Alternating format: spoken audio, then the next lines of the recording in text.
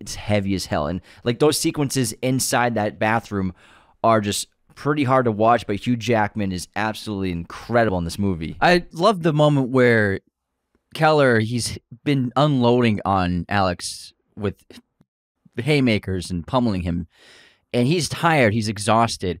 He's like, why don't you just tell us where we are? He doesn't understand what Loki was trying to tell him earlier, where Alex doesn't understand exactly what's happening. Questioning him isn't going to work, even if he does know. He doesn't understand what's going on. Loki tried expressing this to Keller multiple times, but Keller just wouldn't understand what he was saying. And he's like, if he knows where my kid is, I can figure out a way to hurt him enough to tell me. And I think that moment early on in the torturing where Keller just seems defeated and he's confused. He's like, why aren't you telling me? Like, I'm destroying your face. Like, why aren't you telling me? Don't you want this to stop? That's a moment where it shows that he doesn't understand Alex and what kind of mind this kid has. And unfortunately, it just leads him to try new ways of torturing him. The hammer scene in particular is obviously a highlight of the film. That was a completely improvised moment. So he was never supposed to bash anything with a hammer.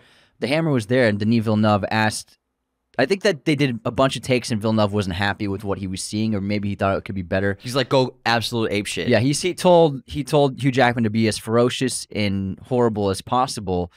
And then Hugh Jackman in that scene takes the hammer, he bashes the sink multiple times, and then he bashes the wall again next to Paul Dano's head. None of that was planned. None of that was on the script, on the page. They didn't block that. It was all completely improvised. And you got to give kudos to Paul Dano in that moment because he did not flinch. It wasn't until the hammer hit the wall that he just collapsed to his feet, like he couldn't even stand up anymore from fear.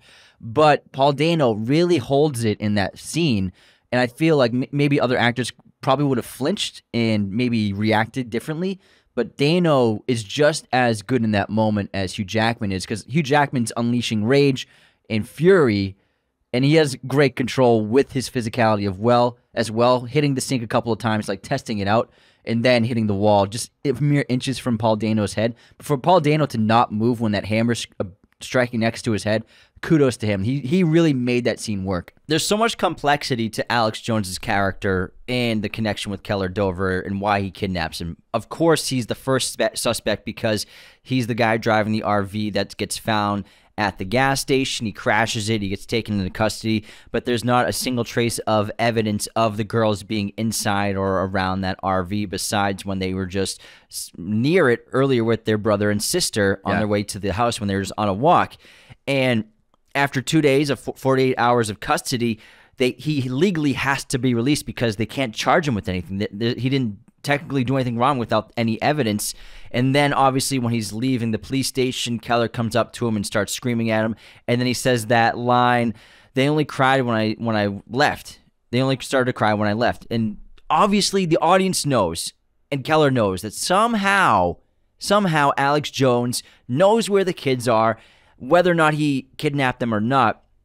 Clearly it's up for debate because his IQ is so low. It's of a 10-year-old. And when you finally understand this character who was a child abducted from his family, never socially grew or intellectually grew from age 10 on, as well as all the trauma experience being with Holly Jones his whole life and with her husband. Plus the drugs. Exactly. Yeah. So his brain is just mush now. It's the IQ of a 10-year-old, but probably even worse than that because of all the drugs. You're right. So he can't communicate. He doesn't really understand what's happening when he's being interrogated, whether it's with Loki or Keller. He's probably terrified to tell anyone anything about the situation at all because even though he's free, he's driving around, he has this odd loyalty to Holly Jones and says he even loves her when he's asked about it by Loki. And so, but the audience knows and Keller knows.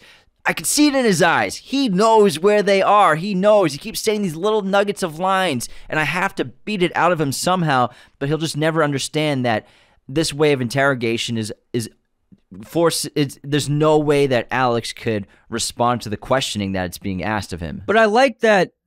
I'll slightly disagree with you saying the audience knows Alex did, because Denis Villeneuve purposely, with the sound design, made it barely audible what Alex said in the crowd. Like you barely hear it, and they did that on purpose. They didn't make it clear and loud for the audience on purpose because they want the audience to feel like, is he? Wait, what did he really say that? And then in the next scene, the next immediate scene where the captain and Loki ask Keller, what did he say? And Keller repeats it. Even when Loki's like, are you sure that's what he said? Are you sure that's what you heard? Even as an audience member, the first time I saw this, I was like, did he say that? I'm not 100% sure that's what Alex said because it was so quiet and soft-spoken. I thought it was a genius bit of sound design to even keep the audience guessing, wait, is that what he said? Am I thinking incorrectly or am I completely convinced like Keller, but wrong? It kind of puts you in Keller's shoes of like, is this torture worth? Is it in the right direction? Is it with the right motivation? So I love the sound design of that moment because they could have made it clear while still being quiet without making it seem like anybody in the crowd heard, but they purposely kept it very soft and very subtle. So I think that was just genius sound design. Great point.